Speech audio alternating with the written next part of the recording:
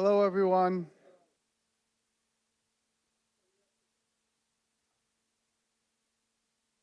We're waiting one moment for one of our panelists to join us, but I just want to thank you all for coming to the second panel of the day. This is a number of Kerouac scholars and important thinkers in this world. We're just waiting one moment and then we'll get started.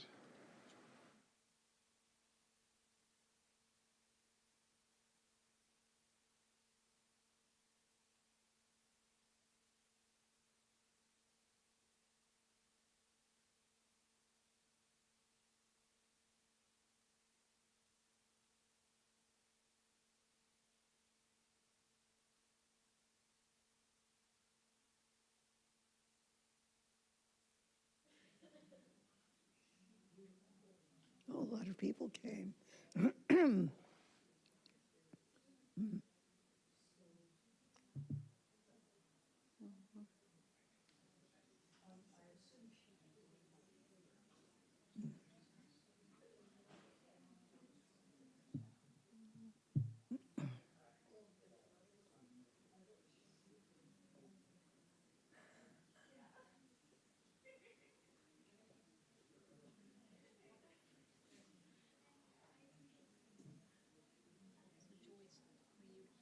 Are you done with the work, or do you have to go back and get some Pardon more? me? Are you done with the work, or do you have to go back for some more? I have to go back to have it checked. Oh, okay. And then I have other, Well, I'm gonna be back down in a couple of weeks, so maybe we can meet up then. great. Yay. Okay, we're all here. Thank you very much for coming. As I said, it should be a very enlightening panel about Kerouac and his life. Some of the panelists knew Kerouac, and all of them have studied him extensively. I'll just give you a little biography of everyone. Ann Charters was Kerouac's first biographer and the only biographer to interview him about his work.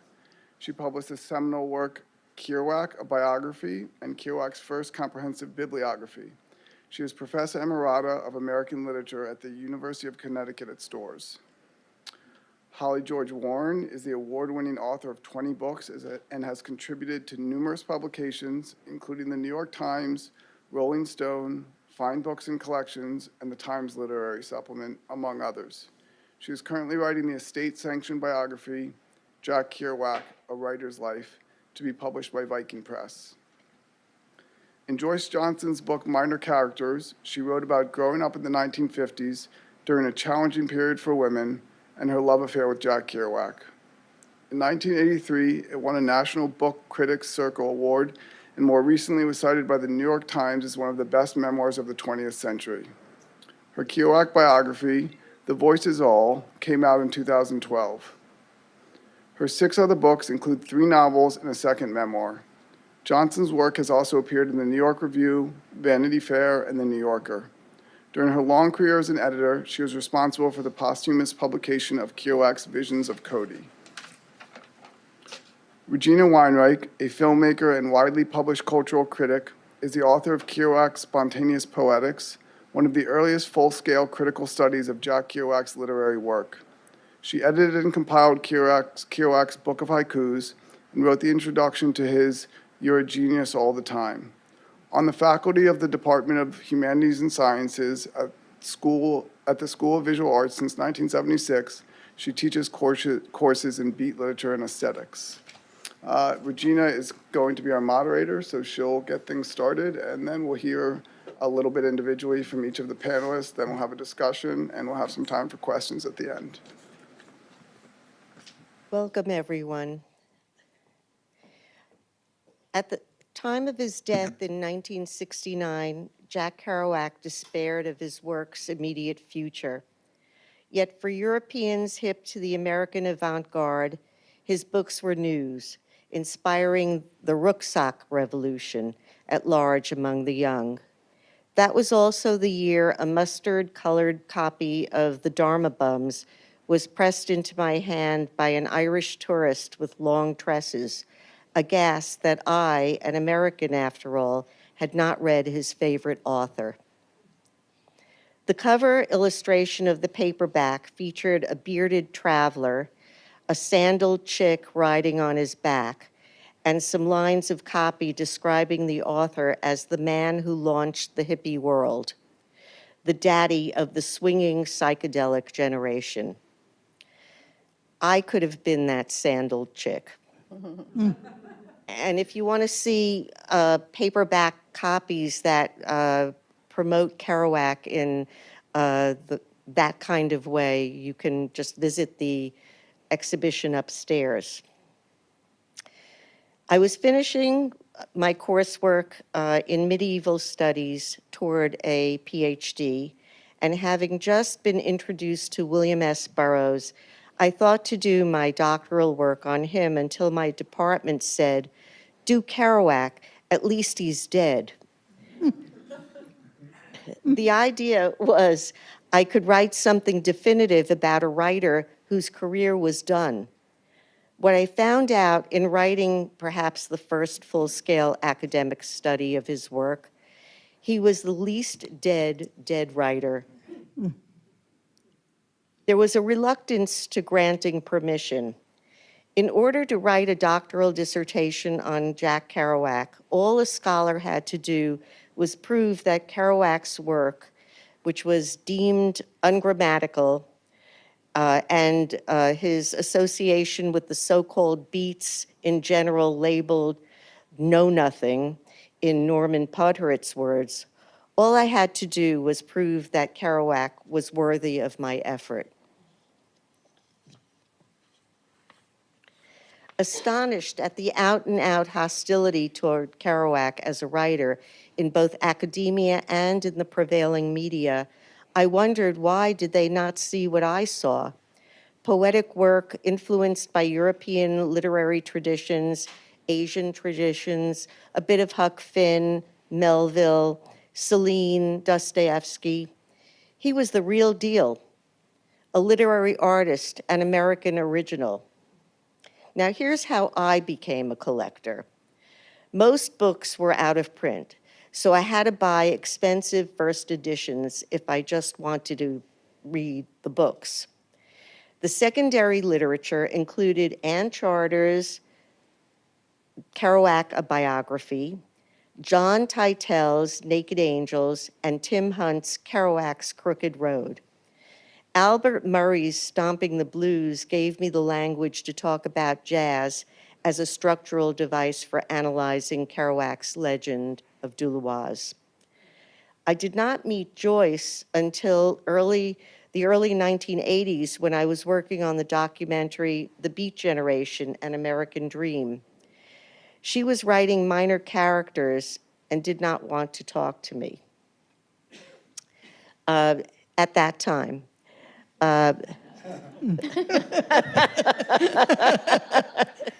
Things change.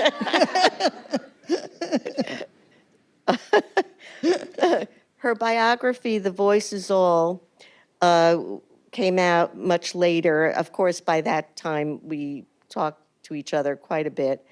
And what impressed me the most about the way she wrote about Kerouac was as writer to writer. She was, after all, known as the woman he was with for 2 years, but that's not how she handled her treatment of his writing. And with that, and with Ann Charter's pioneering biography and books of letters and so many other things that came out, her photography and so on, ever since, these two women were the scaffolding on which much of the fundamentals are based. Holly George Warren, the new kid on the biography block, has a mountain of work to process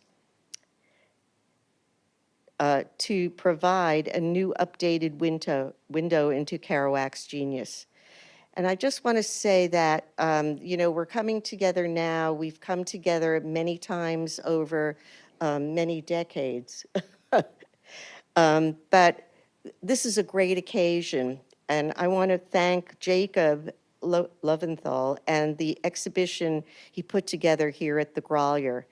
It's not only sensitive to Kerouac's legacy, but it offers a new possibility for all of us to come together and reconsider the man we thought we knew. And I just want to also say that this panel is historic. And I think it's a great moment for us to be together here right now.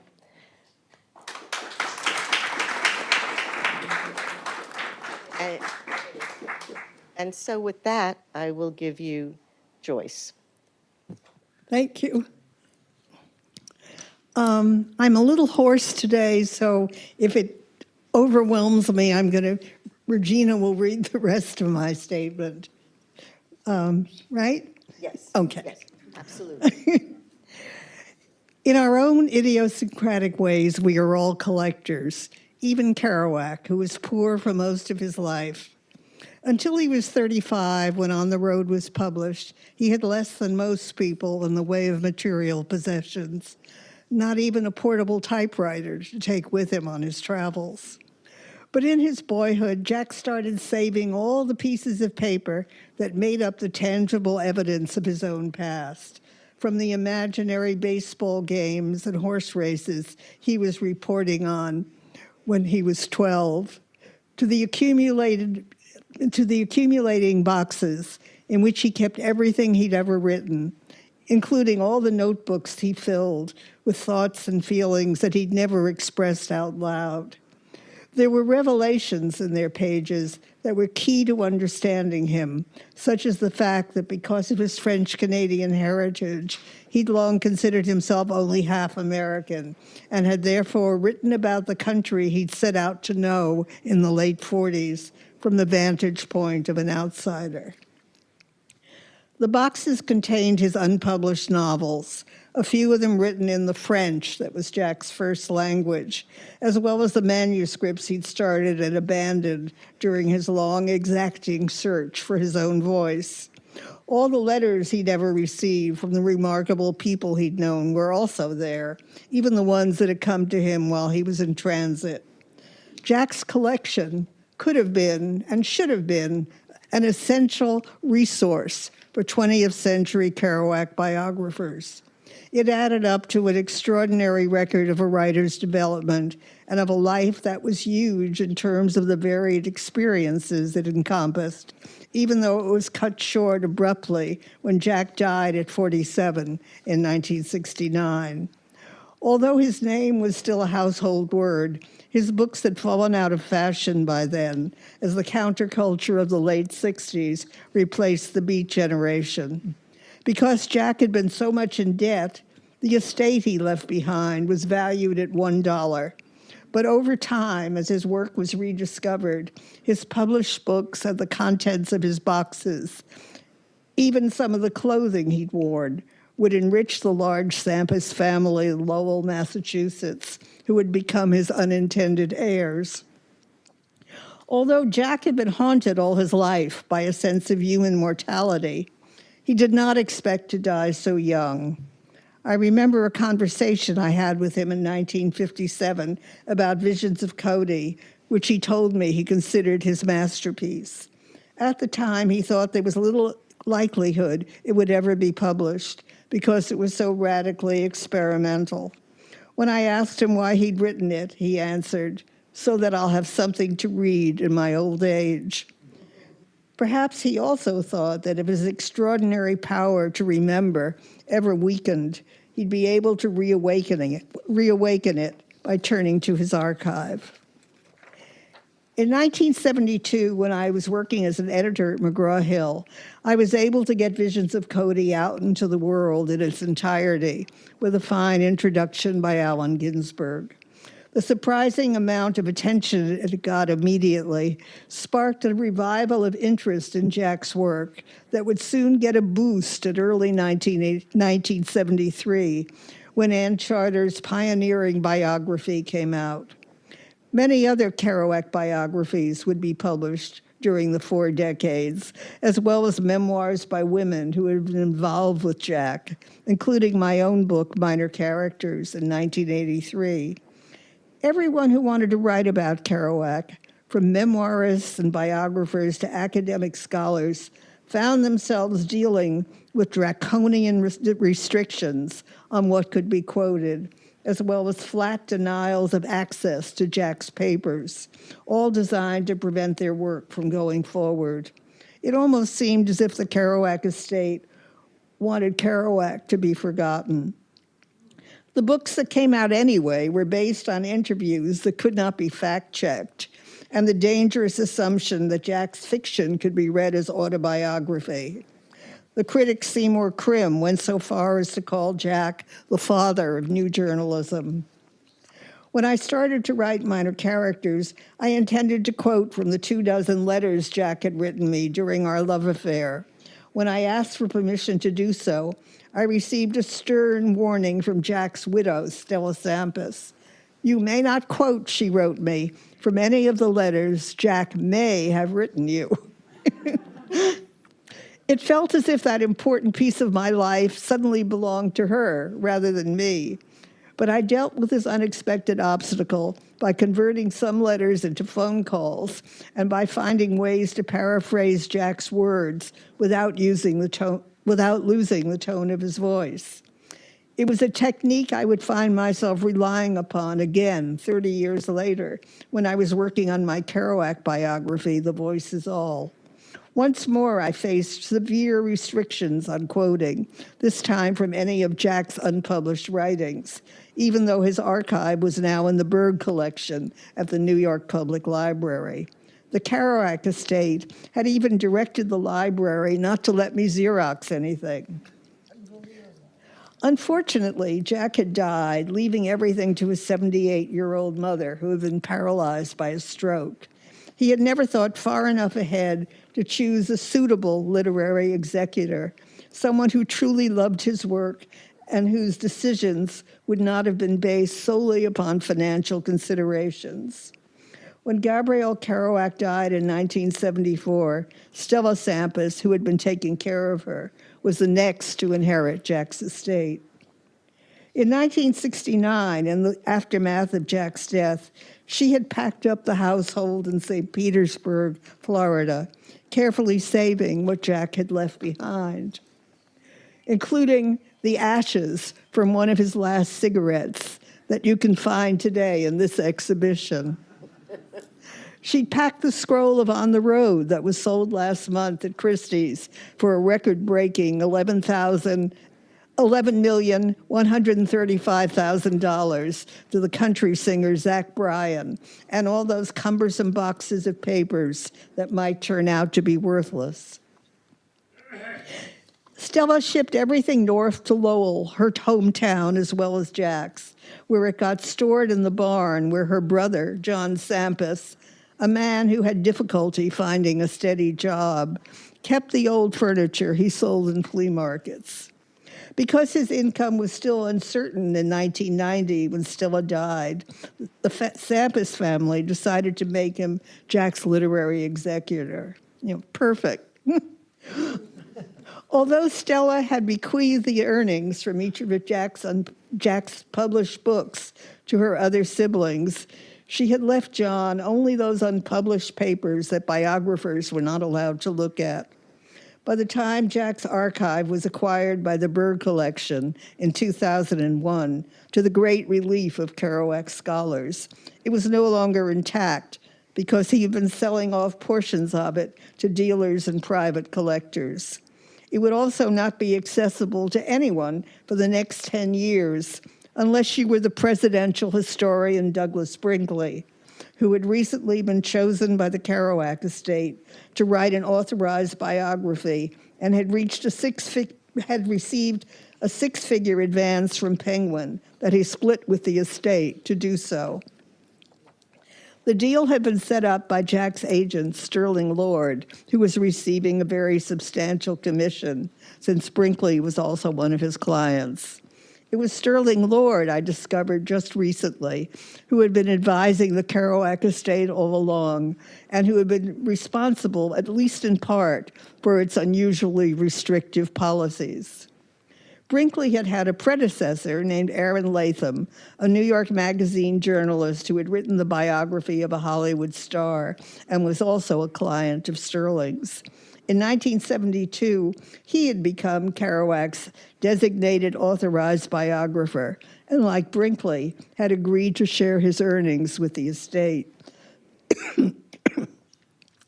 In fact, just as Ann Charter's biography was about to come out, Sterling Lord had invited her to his office and asked her how much money it would take for her to withdraw it from publication, so that Latham's book would be the first Kerouac biography to appear. Anne had adamantly refused Sterling's outrageous offer. Latham had already been interviewing people, but he apparently stopped working, for his book never appeared. Nor did Douglas Brinkley's, even though for years he sent teams of Chilean graduate students to the Berg to do his research. In 2010, Penguin canceled his contract because he had failed to deliver a manuscript. It was only then, 40 years after Jack's death, that qualified writers, under no obligation to the estate, would finally be able to work from Jack's papers. A new era of Kerouac scholarship had just opened up. I couldn't resist the opportunity to write a biography of my own. I had been thinking about Jack for half a century and felt I had come to understand him far better than when I was 21, or even when I'd written minor characters. I wanted to know how he'd arrived at his unique way of writing prose, and I also had a hunch that the influence of his Franco-American identity needed to be looked at very closely. In the archive, I found everything I was looking for. My love affair with Jack began 9 months before the publication of On the Road. For 2 years, he lived with me intermittently whenever he found himself in New York. I'd known him when he was sober and when he was drunk, and once had almost gone on the road with him in the summer of '57, when he urged me to join him in Mexico, where he wanted to spend a year while his novel came out in America without him. In the preceding months, as his plans kept changing, he'd been in constant motion, without ever finding a destination that lived up to his expectations or provided him with a solution for his existence that he seemed to be searching for. In March, he was in Tangiers. In April, he was in Paris, where he told me he was hoping to live for the rest of his life. But he only spent 2 weeks there before unexpectedly returning to America. Paris didn't want him, he told me. The Parisians had made fun of his French-Canadian accent. I didn't understand why that was so important to him. He stayed with me for a week, then moved his mother from Orlando, Florida to Berkeley, California, where he now planned to live with her permanently. By July, she was back in Orlando, and he was on his way to Mexico City. California, Jack wrote me, had become a police state. I realize now that he may have been intuitively running away from the fate that awaited him in September, when On the Road would finally come out, 7 years after he'd written it. I was with him in New York the night Gilbert Milstein's review in the Times compared him to Hemingway, called him the avatar of the Beat Generation, and instantly brought him the kind of fame he knew he couldn't handle, though he also wanted to experience it fully. I don't know who I am anymore, I heard him tell his friend John Cleland Holmes a few days later. He dealt with the loss of his anonymity and the freedom it had given him by ceaseless drinking. Even his hordes of fans troubled him profoundly. I don't want imitators, he told me. He had very soon become the first casualty of the culture war. The release of On the Road had started. I witnessed the tremendous impact Jack's book had on the young people of my generation, who felt liberated by its message from the suffocating conformity that had been imposed upon them in the 50s and realized they too were beat. I also saw how the repressive forces in American society resisted and neutralized the threat of change by attacking Jack's work and denying that it had any literary value, and by using the mass media to distort or degrade its meaning. It only took a month for Beat to turn into Beatnik. The uproar that greeted On the Road had a lasting negative effect on Jack's reputation as a writer. For years, universities discouraged graduate students from studying his work, and too many of the books that were written about him focused on tales of his wild and dysfunctional behavior rather than his achievements. When I read them, I did not find the person I had known and loved, despite his fragility, or the artist who had written, "My life is lost, my work is found," after finishing Visions of Cody. Even the place Jack deserves to hold in the American literary canon remains uncertain today. A first-rate literary biography making full use of Jack's archive would have changed the public's perception of him decades ago by painting a truer picture of who he was, if only Kerouac's heirs had allowed one to be written. Thank you.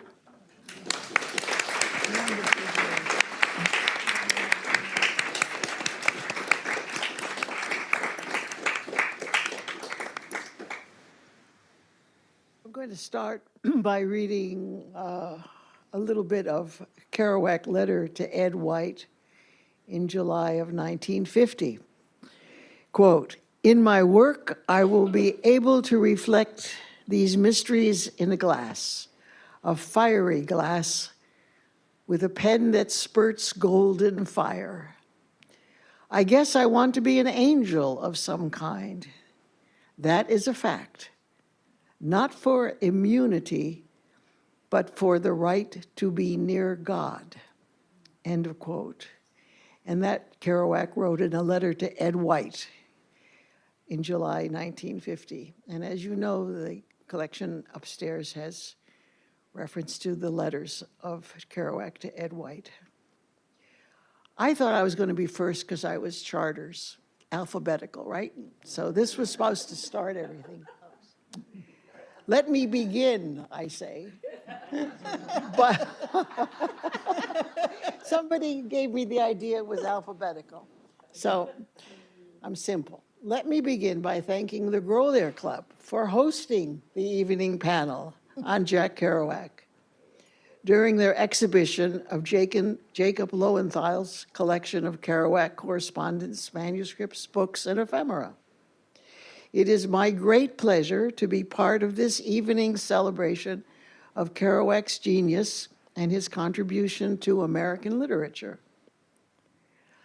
Like Kerouac, I was born in a small American city in New England, inhabited by a large population of working-class immigrants who prospered in the defense industry during the Second World War. A few years after the war, when I was 11, my parents moved our little family from Bridgeport, Connecticut, to Los Angeles, California, in the hope that my father would find better prospects for making a living. In August 1948, driving cross-country from sun up to sundown in our pre-war black Pontiac family sedan, my father took my mother, my brother, and me on the road through more than a dozen of the United States of America. For 2 weeks, we cruised at 30 miles an hour at top speed. My father steered our old car over some of the same American highways that Neil and Jack sped along several months later that same year in what had been Cassidy's brand new 49 Hudson. And if you've read On the Road, you know all about that second road trip that Kerouac took with his first with Cassidy. Unlike Kerouac, for the entire journey, I was cooped up on the back seat of my father's car in the sweltering summer heat, fighting for space with my pesky little brother. Outside the car, through the open windows, the trip offered sights like a Technicolor film silently, steadily unwinding west. Nearly every day on the road, we had unpredictable adventures with the overloaded car, the road, the food, the accommodations. I thought at 11 that the little silver Pontiac figure that rode with us on the hood of the car was a sign that we could make it. By the end of the trip, I'd learned that my parents were tireless and resourceful, different people that I knew in everyday Bridgeport. In 1948, after that cross-country trip to Los Angeles, I believed that anything was possible. As a teenager, my ambition, not surprisingly, was to follow in Madame Curie's footsteps and become a nuclear scientist.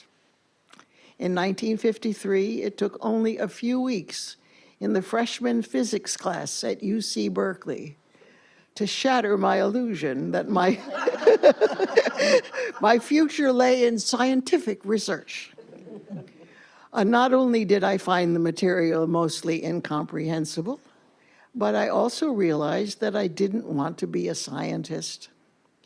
By the time I graduated from the university, I discovered that what I really cared about was great writing. And as the daughter of first-generation Americans, what I wanted to study was what I considered my own rich cultural heritage of American literature. So I feel myself blessed to have lived in the 1950s and witnessed the emergence of the Beat Generation authors. Kerouac's writing spoke to me, so I began to collect his books. After I completed my doctorate in 1965, I started to compile a bibliography of his published work. And then in 1973, I became his first biographer. Recently, what I think will be my last book about Kerouac was published in England. And in it, I discuss my correspondence with him during the last years of his life about his writing. Today's celebration is particularly welcome because we are living at a time in American history that is difficult to celebrate. Unlike the years right after the Second World War, when Kerouac and I first discovered the American road, most of us no longer possess the optimism we once had about our future prospects, either for the United States or for our planet Earth. In 1960, in Notes on the Beat Generation, the poet Gary Snyder stated what many other writers, such as Kerouac, Ginsberg, Ferlinghetti, De Prima, believed at that time, quote, that the imagination has a free and spontaneous life of its own, that it can be trusted, that what flows from a spontaneous mind is poetry, and that this is more basic and more revolutionary than any political program that ends up murdering human beings. Russia and America are both huge, witless killers of the heart, end of quote. Today, we can add the names of many more witless killers destroying life on our increasingly troubled planet. And also, sadly, many of us have begun to lose trust in the human imagination. In 2026, technology rules, and we no longer believe, as Snyder put it, in a new generation of writers breaking all the rules. Instead, we fear that AI machines might do that. My scholarly work on the Beats during the past half-century has been characterized as resourceful and tireless. like my parents' behavior when we moved across country. I wonder if I have been anticipating some of the tricky changes to come as we humans travel into the future. This exhibition at the Grolier Club of material illustrating Kerouac's free and spontaneous life reminds me of other writers of his generation whose spirits are also here, their work suggested in the written words captured on paper in the glass cases upstairs, whom we also celebrate tonight. Like Jacob, I'm fascinated by the Kerouac who was a brilliant writer. I believe Jack was a man who felt most alive while writing. His spirit is in his books. This exhibition shows how over many years he painstakingly taught himself to write with a pen, quote, that spurts a golden fire, unquote. During his lifetime, he never stopped trying to show, as his friend Robert Creeley recognized, that the world was all places of mind, and so of dreams, unquote. He believed that we are already in heaven and that life is best lived on the run. I consider myself extremely fortunate to have had the opportunity to have spent most of my lifetime as a scholar of Kerouac's writing. And tonight's celebration seems like placing a cherry on top of the cake. Thank you, Jacob, for being such a dedicated collector, for arranging the exhibition, and for sharing your thoughts in your excellent book, Running Through Heaven, Visions of Jack Kerouac. And now let's hear from you. Wow. Thank you, Anne. Thank you. Thank you. Thank you. That was beautiful. Thank you so much, all of y'all. Just fantastic. And thank you, Jacob, for having me. I'm not worthy. I'm going to be the fangirl gush person here on the panel. I will have to say, 28 years ago this month, I first reached out to Anne and Joyce when I was at Rolling Stone. I was the director of their book division for many years. And I had just gone back to work after going on the road for 3 months after having my son, Jack. And I'm like, I don't want to go back to work. What can I do to bring me back to work? And I'm like, I want to do an anthology of writing by and about the Beats, which Rolling Stone, which actually published their original book division in the 70s, Straight Arrow Books, published Anne's incredible biography of Jack back in 1973. And so that's what I did. I went back to work at Rolling Stone, and I started putting together an anthology, not just of previously published writing that the magazine had done on Jack Kerouac and the other Beats. This was called the, Rolling Stone Book of the Beats. I know, bad name. But anyway, so I reached out to them, and they both said yes, they would write new pieces for the book. I got to meet Carolyn Cassidy, who, of course, was figured prominently in Jack's life, was married to Neil, and she wrote a piece, and I met so many people from the Beat world during that period that it was really fantastic. So that was my first book project on the Beats, and I can't believe I'm now here on this panel with them. Regina, I got to meet when we were doing a panel on Jack for his centenary at the Dylan Archives in Tulsa, Oklahoma. They have a symposium every year or so that it's usually Dylan related, but this one was on Dylan and the Beats and primarily Jack. And so that's how we met. And it's just such an honor to be here with them. My own story as a biographer goes back to Jack Kerouac, of course. I grew up in a small mill town in North Carolina, Dry County, Bible Belt kind of town. It's where all the people, when the mills closed up in New England, all the textiles started getting made in my hometown and other areas in the South because there were no unions down there. And anyway, I was one of those people that was a bookworm. I wasn't really into the flow of my hometown, and met a guy who had just been hitchhiking around the country, came back to my town after being in Boulder, and I think was, kind of on the Kerouac quest, because I met him and he turned me on to On the Road. I was about 15, maybe going on 16 at that point. So I read that book. It completely changed my head around. I'm like, I got to get out of this town, and I'm going to hitchhike. I did start hitchhiking. Thank God the 70s were a pretty safe time for that. We're talking, I guess this was around 73-ish.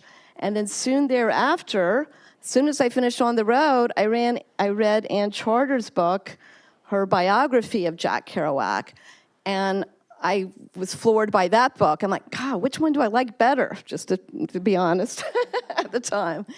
But I was already a big fan of writing biographies, of reading biographies. So I kind of put my head on and I want to live a life like this guy, Jack Kerouac.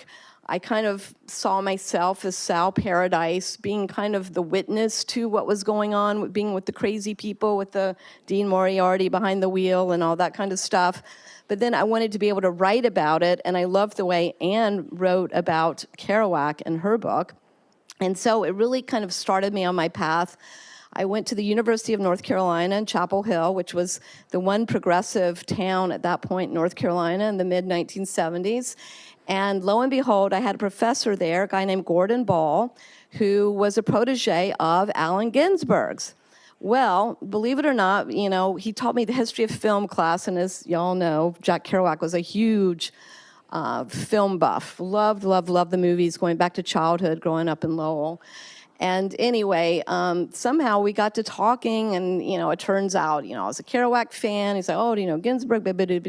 And then somehow he was able to pull the wool over the eyes of the administration and have a fine arts festival at our school, UNC Chapel Hill. And this was 1977.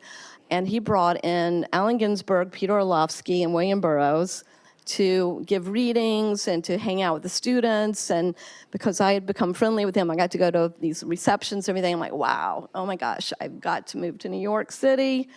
I saw Patti Smith right after that as well, who was very much influenced by the Beats, maybe Burroughs more than Kerouac, but very much part of that scene, Ginsberg. And so just all these signs were like, I got to get out of this place, So guess what? I moved to New York City and lived right. Oh, by the way, we have in common, all three of us lived on St. Mark's Place. So Joyce and Ann and I all lived on St. Mark's Place, different eras, but... I lived on 10th Street. Okay. Very close. Okay, well, Very close, so. Yes. So anyway, yeah. So, of course, living in the East Village... throughout the 80s, Ginsberg was ubiquitous. I would see him around all the time, got to meet him a few times. Burroughs, we would go walking down the Bowery and look up at the bunker. So very much the Beats were kind of in and out of my life, as still influential on me. And of course, when I moved to New York, I didn't know anyone. So there were so many great used bookstores around. So I found all the books in paperback and just read all the books, reread On the Road, because now I was living in New York. I think I've read it, I don't know, half a dozen times at this point. Anyway, so it was just kind of one of those serendipitous, weird things. I read your book, Joyce, Minor Characters, when I was touring with my all-girl punk rock band. So we had some downtime, so I'd read Minor Characters then. And again, just that's a great story, too, of just being a woman in a man's world. With a powerful man like Kerouac, and just growing up in New York, and I was just imagining wow, Joyce had such a cool life, So just all these things just kind of were part of my life moving along. And then fast forward into the 80s, I started, writing for different music magazines and writing books and things like that. And then I started working at Rolling Stone, running the book division. And I still remember I said back in the 70s I wanted to be a biographer someday. Remember that?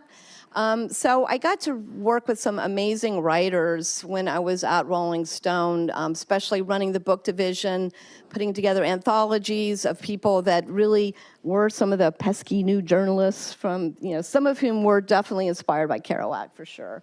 Whether their writing was like that or not, arguably, I guess Lester Bangs tried to go with that stream of consciousness, kind of more very spontaneous influenced by that. combustion type Yeah, I knew him at The Voice, and he was writing about music, he was writing about the cultural scene, and The Voice was a place where Kerouac's influence could be seen in just about every writer. But I wanted to ask you, as you're talking about all of this, was Kerouac's cultural influence more important, or was his literary influence more important to you at that time? Was Well, there a separation? No, I was literary beginning with because I read the book, and I was an English major at UNC Chapel Hill. Unfortunately, none of my professors, English professors there, taught any of the beats in the 70s. However, unbelievably, I was in the advanced high school creative writing, class in high school. That teacher was very cool. And when I mentioned Kerouac, she said, yes, Kerouac is an incredible writer, and he changed the way of writing, and she got it. And I actually wrote a paper about Kerouac. So when I was a senior in high school, but then it wasn't until I moved in, to New York, and that was part of the music scene. And only later did I really realize the cultural relevance. Of course, studying Dylan and finding out his influence on music and finding out how important that was and the music aspect of it. And then, again, I wasn't knowledgeable about jazz at all. So then I actually got more into wanting to learn more about jazz through reading, his incredible descriptions of bebop in his writing. Just made me want to know and understand more about jazz, things like that. So that's kind of my path. Oh, the other little weird synchronistic thing that happened, how I got to this position of writing this biography now, is that actually I did start to write biographies. My first biography was of Gene Autry, the singing cowboy. And he wasn't just a singing cowboy. This guy changed our culture through his art. Well, you can read my book to find out. It's called Public Cowboy #1. And also, of course, if you remember in On the Road, the first description of Dean Moriarty, a.k.a. Neil Cassidy, is that he looked like a young Gene Autry. So that was kind of cool. But anyway, to do that biography, I had actually interviewed Gene Autry for the New York Times when he was 89 years old, and it went really well. It was this big piece that was in the Sunday Times. And after he died, the estate reached out to me and said, hey, we're getting all these people contacting us and wanting to do a biography of Gene Autry. And he was someone that came up through the Hollywood system who had so many protectors who whitewashed all of his, very human foibles, like getting drunk and falling off his horse at, the Houston rodeo, stuff like that, because he was the man in the white hat. So there hadn't really been an authentic deep dive book about Autry. And I'd started, reading up on him actually when some box sets had come out and discovered this whole backstory to his life. Anyway, I realized how much his work had changed our culture. Originally as a musician, as a singer, beginning in 1929. And so I really wanted to do this book, but it was going to be in the context of how his work changed our culture and how he was also a product of his time. And as technology changed, so did he with his work. His estate was controlled by his widow, and she was kind of the Stella Sampras type, but she was like a gazillionaire because Gene made tons of money in real estate and owning radio and TV stations. So anyway, my incredible agent, Sarah Lazen, negotiated a contract which became my boilerplate contract, which was a collaboration agreement with the estates of people that basically said, okay, we will let you, Holly, have access to all of his archives. We'll put you in touch with all of the people that you can interview that are still alive, but we will not have any control whatsoever over what you write. You'll have complete editorial autonomy over your text, And they signed, Jackie Autry signed that agreement. So that became my standard agreement. My second biography was of Alex Chilton, which I did not deal with his estate at all. But then I did a book with Janis Joplin, which is what led me to Jack Kerouac. How was that? So, Holly, you seem to have this niche for American originals. Yeah. That seems to be Well, a people- really important Yeah, people who are factor. artists whose work changes our culture, basically. Because believe it or not, Alex Chilton did that too. So I'm very curious about how you would then approach Kerouac in that same vein after 26 have been written, 26 biographies. God, I think like something like that, yeah. And not to mention all the academic books, like your wonderful book, which go down really deep dive into his work, like, John Titel's and people like that too. So, yeah. And the thing is, what happened with the Janis Joplin book, for example, again, everybody thinks of her as like this very self-destructive blues singing woman who just threw it all out there on stage and died, overdosed. And so through my research, discovered a whole other Janis Joplin. I discovered that way before she ever thought about singing or becoming a rock star, she wanted to be a painter, and she was in the backwaters of Didn't Port she come Arthur, from- Texas. Place is Rauschenberg. Yeah, Port Arthur, Texas. And I don't know if you recall, there's a beautiful, beautiful passage in On the Road where they're driving through Beaumont, and I mean, it's the most beautiful description of the spires of flames coming out of the oil distillery, smokestacks there. It's gorgeous. And it turns out through my research and finding her friends from high school, Janis at age 14 read On the Road in 1957 when that book was published.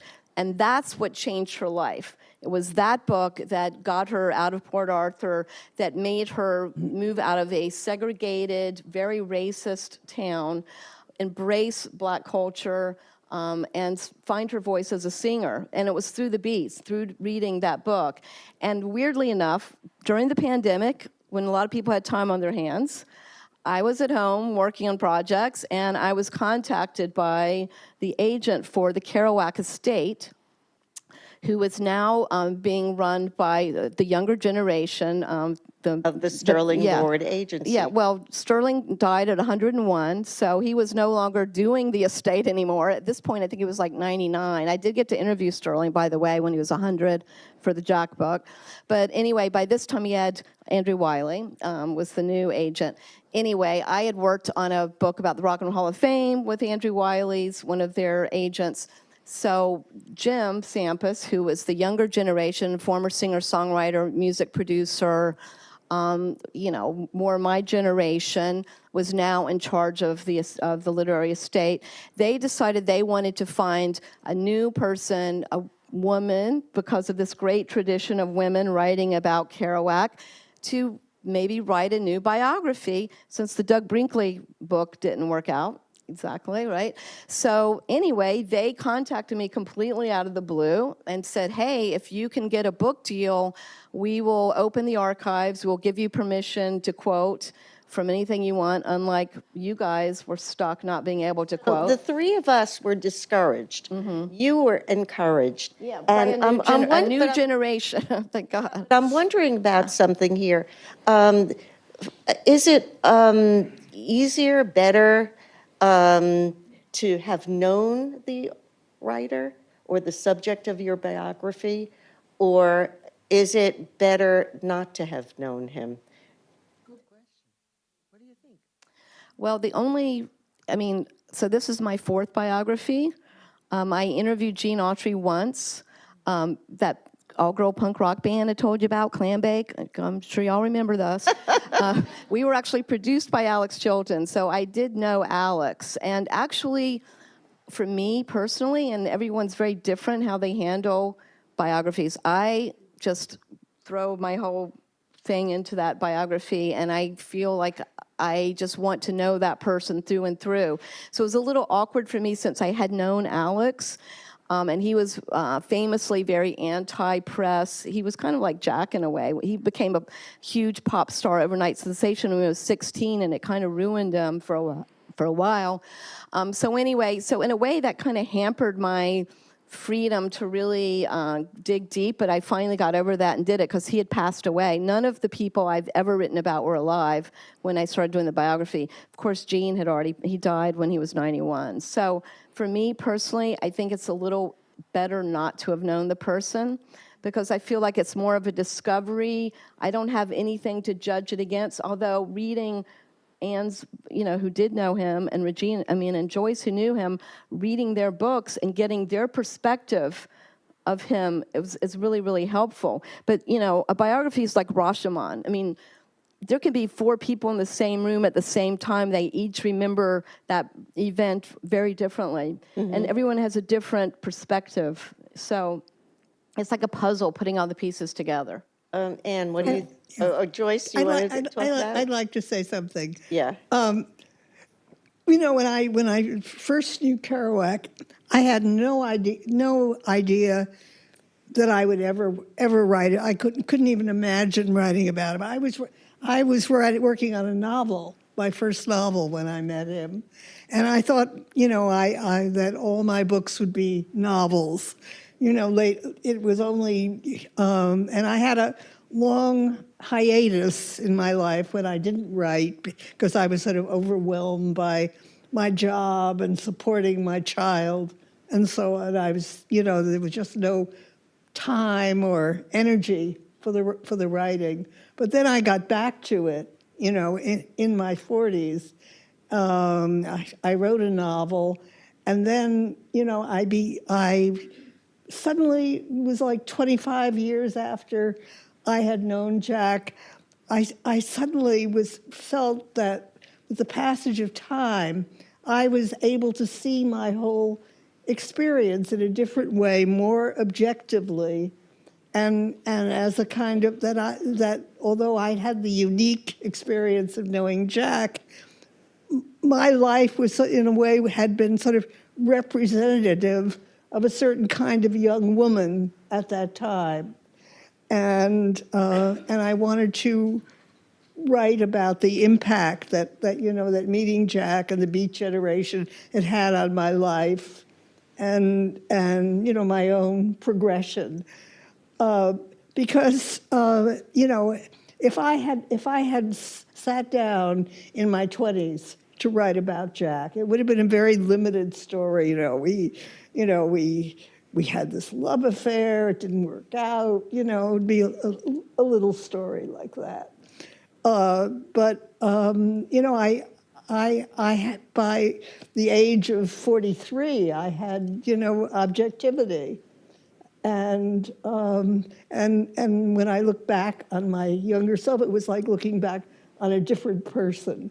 She had had those experiences. I was somebody else by now.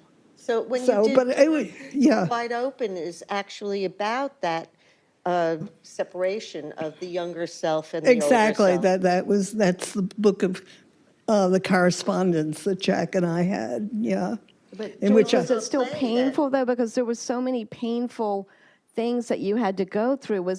Did it reopen those wounds when you No. were writing? So you had moved It past didn't- that. You of had cou- enough yeah, life I was not- experience that you moved not past still that. so- and everything. I'd had a whole life Yeah. after Jack, It was very important to me. Jack wasn't the one thing that ever happened to me. I was only, it was a little teeny piece of my life. I've read your Missing Men book, which I love. Yeah. I highly recommend that book too. Yeah. Really great. So, I think, as memoirists know, as time goes on, your angle of vision changes.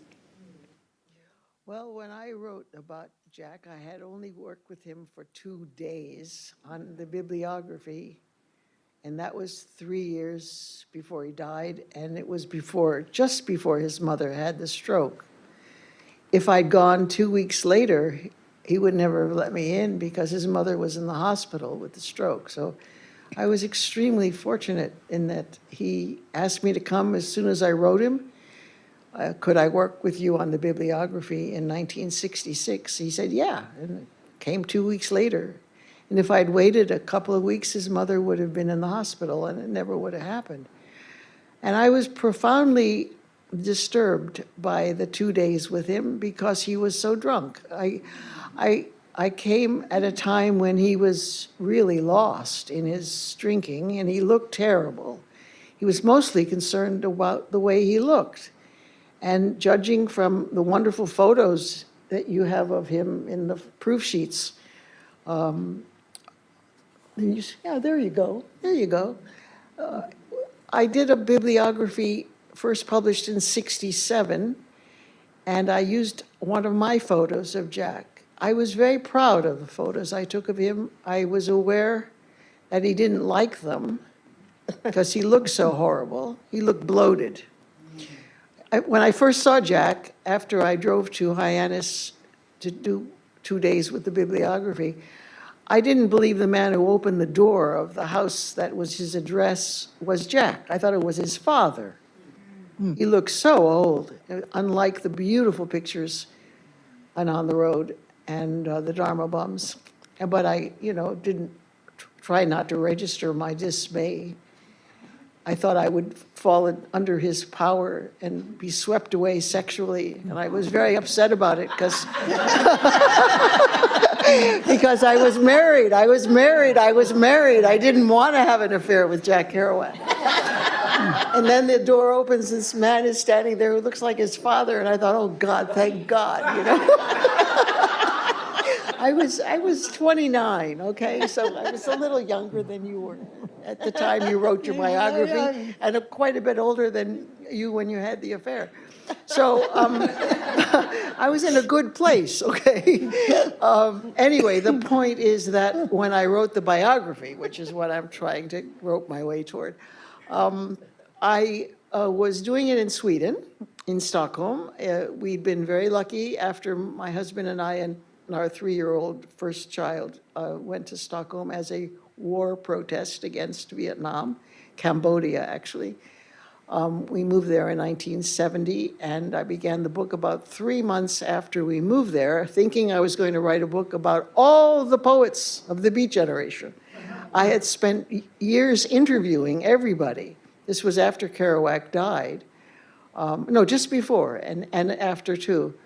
And I was interviewing Snyder, McClure, Ferlinghetti, DePrima, you name them. I had them all interviewed for the book on. And you took those great photographs. I too. took all the photographs that you saw in the book you like so much. And also the Beat and Company book. That's right, there's a book of photographs. So I had a lot of tapes, and we put them in a black trunk, 2 black trunks, because there are so many, and mailed them all to Sweden. And I was going to spend my time writing a book about them. I had tried to write this book in Brooklyn before we left for Stockholm, but I couldn't do it. I couldn't get my thoughts together. I did the bibliography, and then I started working on the poet Charles Olson, who was another major influence on my life. I couldn't become a writer because of the work with Kerouac. I don't have a pictorial memory.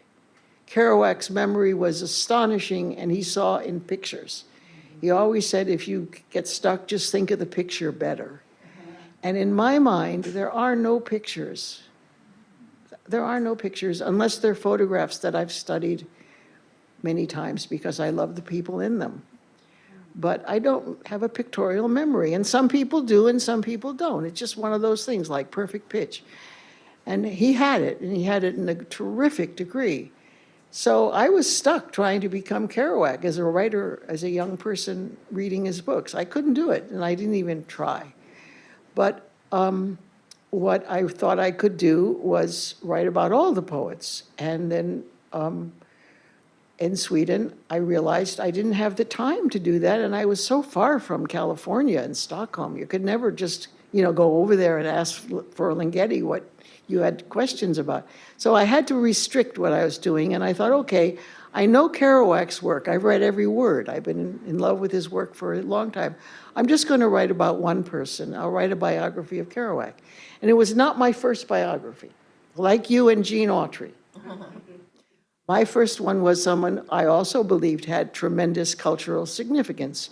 And this was a biography I wrote in 1961-62 about the Black entertainer Bert Williams. Because I was fascinated with minstrel shows. And Sam told me that he was just too busy to write a book about Bert Williams. He was writing about music, he was writing about the blues and about jazz, and he wanted me to do that. And I said, okay, why not?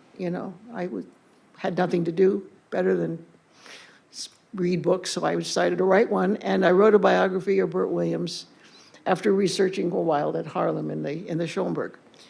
And I had a great time. It was great fun, you know, and I thought when I got to Sweden a few years later, many years later, I would do the same for Kerouac.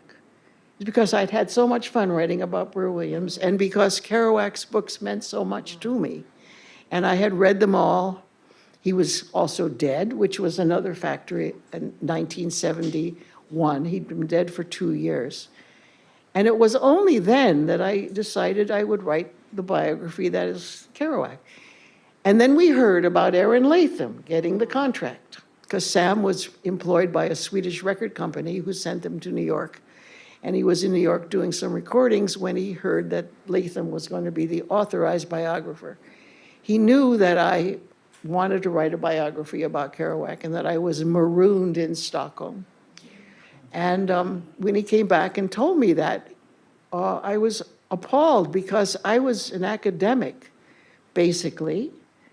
And the book about Burt Williams really was just a toss-off. I thought his work was so important because of his breakthrough as a Black comedian about the racism, his experience of racism. He was West Indian, but he was still grew up in America as a teenager. Anyway, the point is that I really wanted to write a book about Kerouac, and the thought that Aaron Latham had written about Fitzgerald and had never read anything of Kerouac's before being chosen by Sterling Lord to be the authorized biographer, that offended me. I knew all the people like Gordon Ball who had been writing about the Beats, and his name, Aaron Latham, was nothing.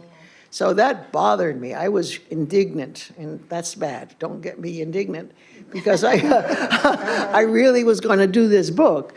And Sam said, you won't stand a chance. And I had actually sent off a sample of my book after working on it for a few months in Stockholm to a publisher in New York. And I got back a letter from her saying that there was going to be an authorized biography.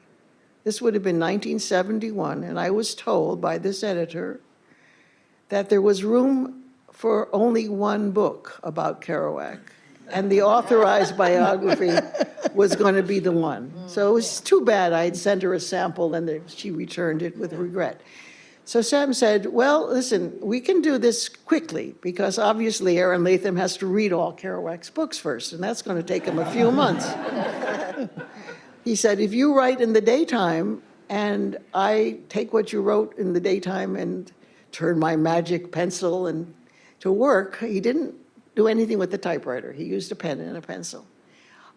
You can revise what you wrote in the next day and we'll get that book done before you know it. As an academic, I thought 5 to 7 years would be the length of time. And he said, how about 10 months, 11 months, a year and a half The Kerouac tops? style, anyway, right? That's right. Yeah. There's another quote about like the best writing is done. It's in some of the Dharma. The best writing is done with a sense of urgency. Well, we had that. We really had that.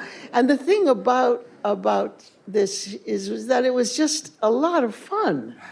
I mean, I was lucky enough to get a babysitter. I had a 3-year-old daughter. And although we'd moved to Sweden and I knew they had childcare, that was governmental childcare, I didn't know when I moved there, because I thought, oh yeah, we can have somebody watch her. I didn't know that the rule in Sweden was that your mother had to have a job. You couldn't get childcare unless the mother had a job. And my husband had a job, but I didn't, so I couldn't get childcare. So I had a local woman who had a 3-year-old who watched children at home who were too young for the doggies, and she wanted someone to play with her 3-year-old because she didn't want to put her 3-year-old into dog hand. And so my daughter went off to meet her little Swedish friend who lived 2 doors down, and I had babysitting for 7 hours every day. That didn't cost me anything. And without that babysitting, I never would have written Kerouac. No. If you look at the acknowledgments for that book, I'm thanking all the people who were my babysitters. Oh, God. As you should. Right. The truth. I mean, really, think about how hard it would have been. So anyway, I had a whole time by myself in the morning and in the afternoon until 4 o'clock when my daughter came home. And I'd make chocolate milk for everybody.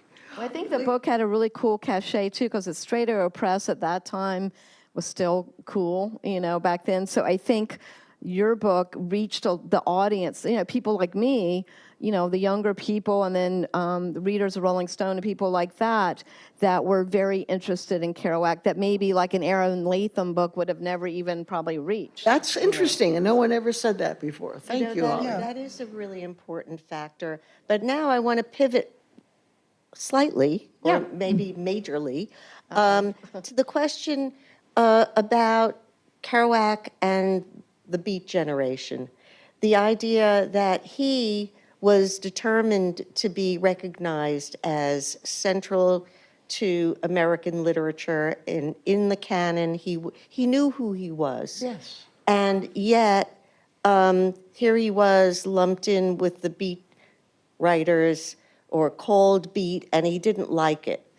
And I want to know from you whether you think being called beat helped him or hindered him. Well, one of the things I found in the archive at the Berg collection was a letter that Jack had written to a friend, in which he, very, very early on, it was like his first expression of what he intended by the term Beat Generation. And it was different from the way we think of the Beat Generation right now. He saw it as a movement of subterranean people, many of them sort of people society might consider outcasts, kind of somehow spontaneous spiritual uprising of all these people who had all these hard experiences, and that these people would somehow lead the world out of the shadow of the atomic bomb. Mm-hmm. And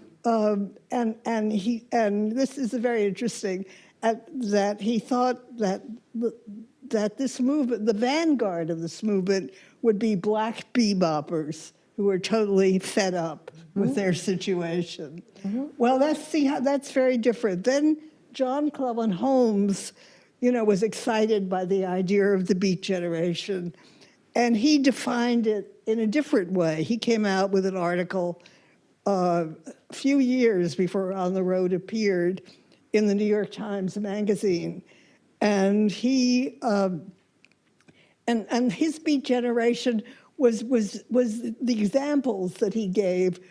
They were all white middle class people. Teenagers smoking pot. Yeah, Teenage girl. A teenage girl in the suburb, who'd been caught smoking pot, a sort of disaffected advertising guy sitting in a bar. Those were his examples. Well, that piece that he wrote for the New York Times Magazine, his editor there had been Gilbert Milstein, who later wrote the review of On the Road in the Times that established Jack. And that review basically defined the Beat Generation in John Cleveland Holmes's way, not Jack's.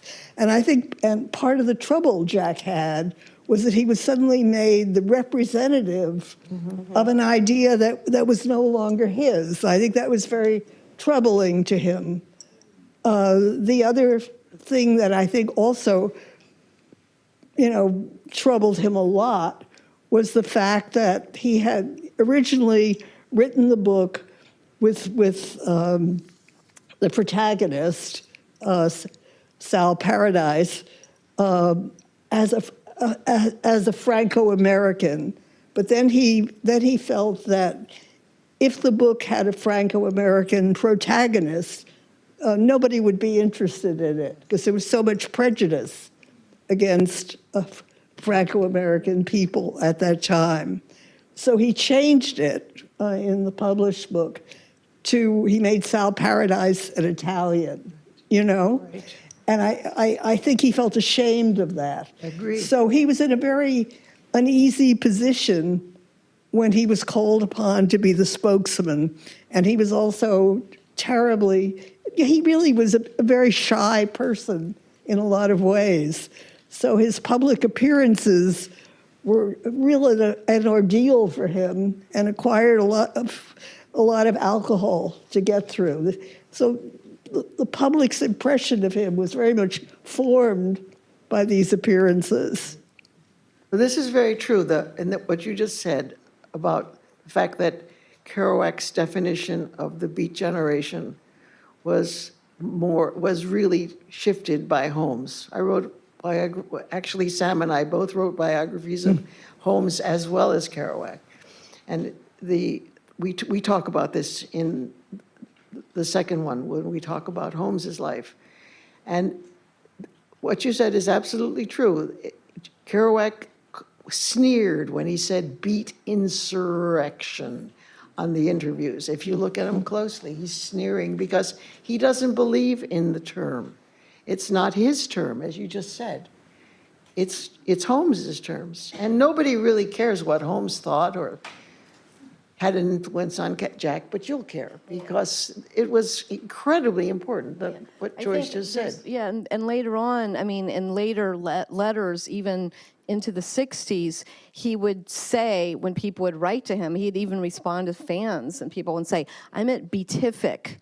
And Jack did, he did change his stories a lot. So, but in one of the stories, he wrote about sitting in a church and having this feeling of, it was like a spirituality feeling, and that how these were people that were looking, not, traditional religion or anything like that, but like the spiritual aspect of nature, for example. I mean, a lot of people don't realize in his books, there is this incredible environmentalist attitude and philosophy, and some of the nature writing he does is so beautiful, and it's all part of, I think, that beatific spiritual aspect, which really drew him to Buddhism, I think, too, and being out in nature and meditating, and again, the bhikkhu, the giving up everything. I mean, it's, not like wanting to, be a teenage girl and smoke weed or whatever. It's like being in nature and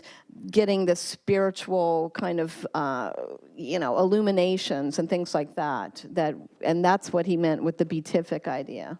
So in other words, Allen Ginsberg's idea that beat would, give everybody a brand, that didn't work for Kerouac? No. Well, he did actually at one point, remember, Joyce, I'm sure you guys know this, when he was desperate. I mean, can you guys imagine? I mean, he worked for another thing we haven't really gotten into, but he worked years and years and years on different manuscripts leading up to that, 3-week, 20-day period in April, which we just passed the anniversary of that, of 1951, when he, wrote the scroll version that just sold, actually with the premium, it went up to 12 million, Joyce.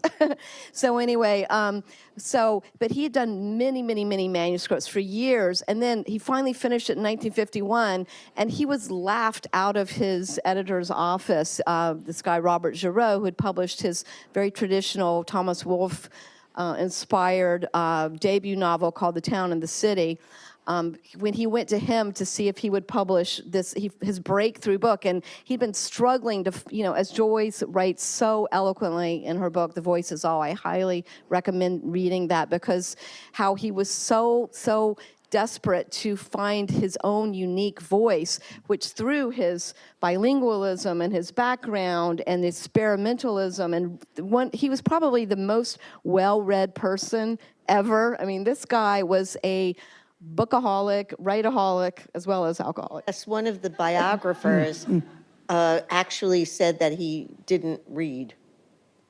Yeah. No, the guy was obsessed with reading. Okay. And so then he gets this book, and no one will publish it. And this guy is like living on 50 cents, a month. I mean, he had like no money because he lived to write. And he, as Joyce mentioned, he finished it in 1951. Finally, I think it was 1955, a guy named Malcolm Cowley, who had been an editor and worked with some of the Lost Generation writers in Europe, et cetera. He finally ushered that book through at Viking, who was the publisher that said yes to On the Road.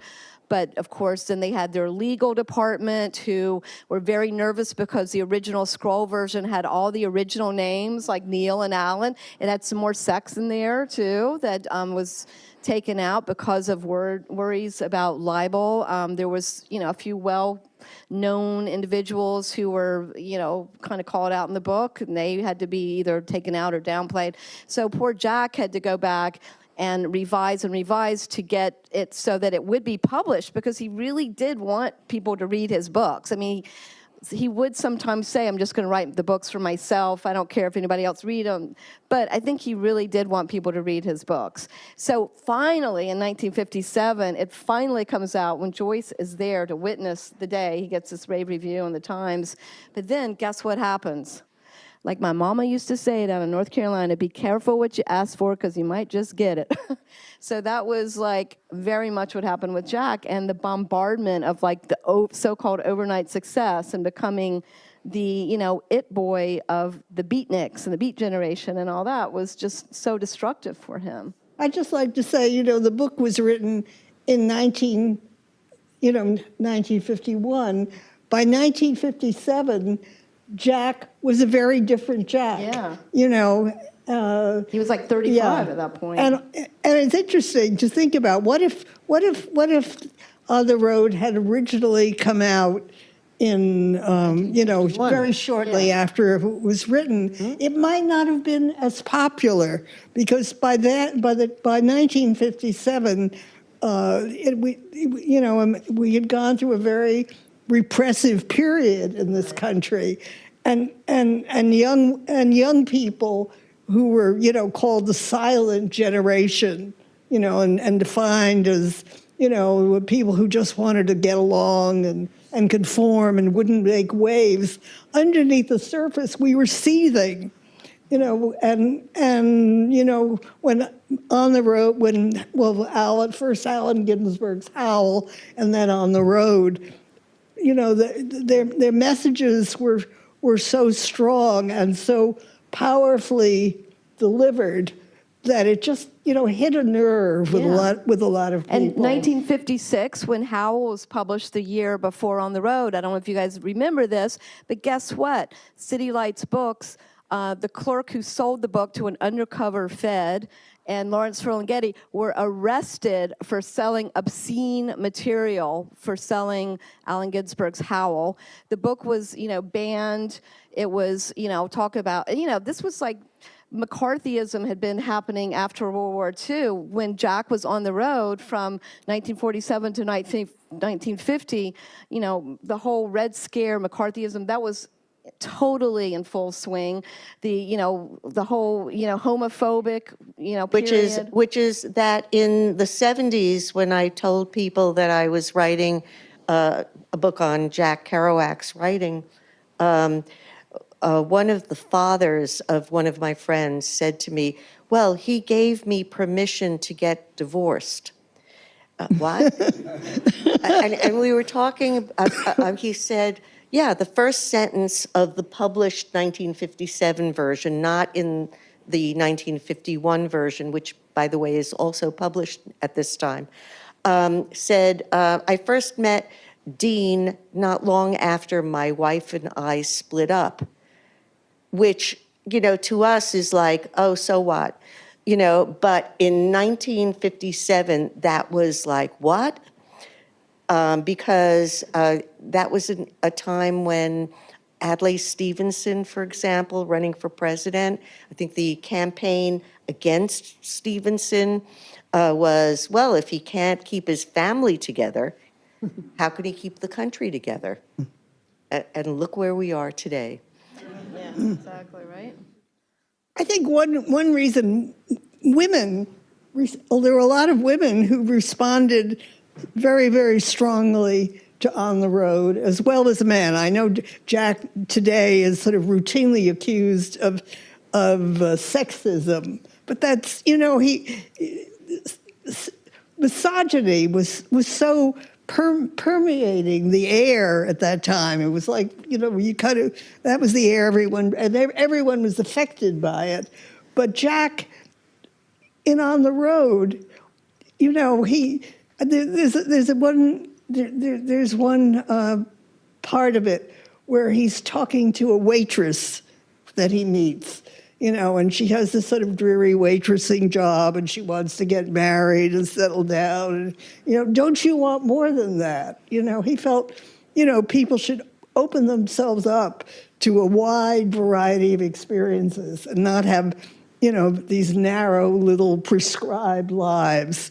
And this was a very powerful message for women at that time. And look at us, here we are, from that period. And On the Road spoke to us, Well, there's a lot of sexism, and I hope, Holly, that when you write your book, you'll do some really good stuff about a book that we don't talk about much anymore when we talk about Kerouac, but which when I was involved with his work earlier, was a very troubling book. I'm talking about The Subterraneans. And now everybody talks about On the Road and the Dharma Bums, including me, because I love the Dharma Bums. That's what made me a Kerouac fan. But at the time that I was most interested in Kerouac earlier, there were 3 books that people talked about, the Holy Trinity of the Kerouac achievement, and that one was On the Road, the Dharma Bums, and the Subterraneans. They were the big 3.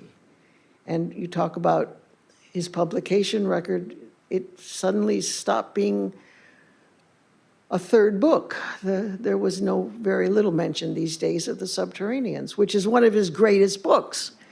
But it's complicated because this book has Jack falling in love with a black girl. And she was a real woman named Aileen Lee, who was actually working for Allen Ginsberg and was a very good friend of Allen Ginsberg, a friend of Allen's until she died. Allen actually visited her in the hospital when she was dying. Jack never did because they broke up as the end of the Subterranean. So I hope you deal with this in a way. Complicated. It's very And complicated. again, you have to put everything into context because, again, in North Carolina, where I was when he was going out with her, it was illegal for interracial couples to get married. And he addresses this because, by the way, he lived a lot of his life in North Carolina, which I had no idea when I read the book. But his sister lived in Rocky Mount, married a North Carolinian, and that was a very racist area. And one of his final books, to be published after his lifetime, but a book that he actually wrote pretty young, which is another controversial book, is a book called Pick, in which it's the only protagonist that's not a Kerouacian person, and instead it's told through the eyes of a young black kid from the Rocky Mount, North Carolina area, who leaves the farm rural area and goes to Harlem on the bus with his brother, who's a jazz musician. So anyway, that's a whole other panel. A whole other panel, and we're running out of time. We're having so much fun. And maybe there's time for a question or two from the audience. Yes, that would be wonderful. Yeah. So- Please. Here's one here. Yeah.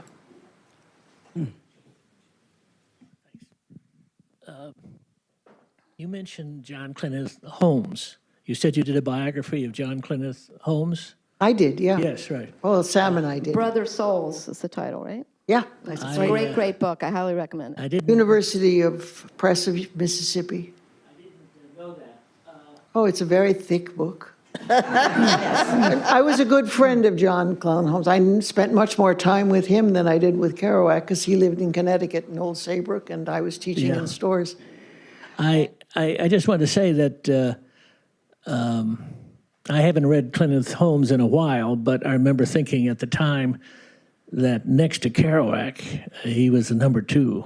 Good for you. Good for you. He wrote some very good books, and he was a brilliant essayist. In fact, he wrote a book called Go, which was kind of inspired by that article that he wrote that got the big play from the New York Times Magazine, which Jack got pretty pissed off about because it was basically he and Jack were very much had like a salon where they're always bouncing their book ideas and encouraging each other. And basically the characters in Go are the same characters as the ones that are in On the Road. So Jack was kind of angry about that, about him using those, and there is a Jack Kerouac character in that book as well. So Well, Neil Cassidy is in that novel, but if you Allen Ginsberg. if you read the Neil Cassidy in Go and with his long speeches and so on, which I think John very much transcribed from life, you'll see that when Kerouac dealt with, Cassidy's voice, he transformed it. He infused it with a poetry that it did not have in its original form. Mm-hmm. Yeah. The only thing I would add to that is, and you're absolutely right,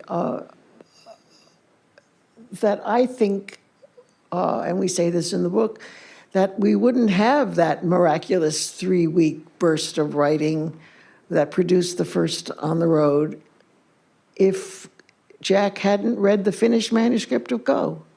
I think Jack really needed a help, and no one really credits Holmes for having really made Jack go home and write that book.